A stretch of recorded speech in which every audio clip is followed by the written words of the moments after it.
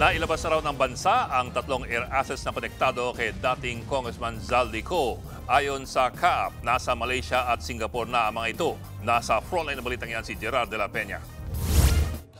Mismong ang Civil Aviation Authority of the Philippines na nagsabi, wala na sa bansa ang tatlong air assets na konektado kay dating Ako Bicol Party List Representative Zaldico. Ayon sa CAAP, 2 helicopter ang nasa Kota Kinabalu sa Malaysia na nakalabas ng bansa noong August 20 at September 11. Isang Gulfstream aircraft naman ang nasa Singapore na umalis noong August 16. Nangangala pa ng impormasyon ng ahensya kung sino-sino ang sakay ng mga ito na makaalis ng bansa. As far as our record is concerned, we are monitoring itong mga movement ng mga eroplanong ito, pero hindi po kami sure kung meron ng freeze order ang AMLA. Wala pa po kaming natatanggap na freeze order dito sa CAAP. Pero kahit ganito, kampante pa rin si Public Works Secretary Vince Dizon. Hindi pa rin daw basta-basta maibebenta ang mga air asset.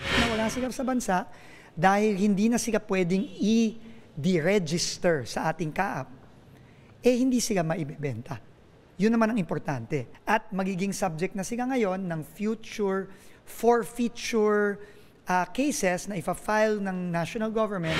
Hanggang ngayon, hindi pa rin bumabalik ng bansa si Ko na idinadawit sa kickback sa flood control projects. Itinanggi na niya noon ang mga alegasyon laban sa kanya. Uuwi daw siya sa tamang panahon. Para naman hindi na maulit ang flood control scam, kumonsulta na ang DPWH sa mga eksperto sa flood and water resource management. Nagbabalita mula sa Frontline, Gerard de la Peña, News 5. Mga kapatid, Ed Lingaw po, maging maalam at may pakialam sa mga napapanahong balita sa ating bansa.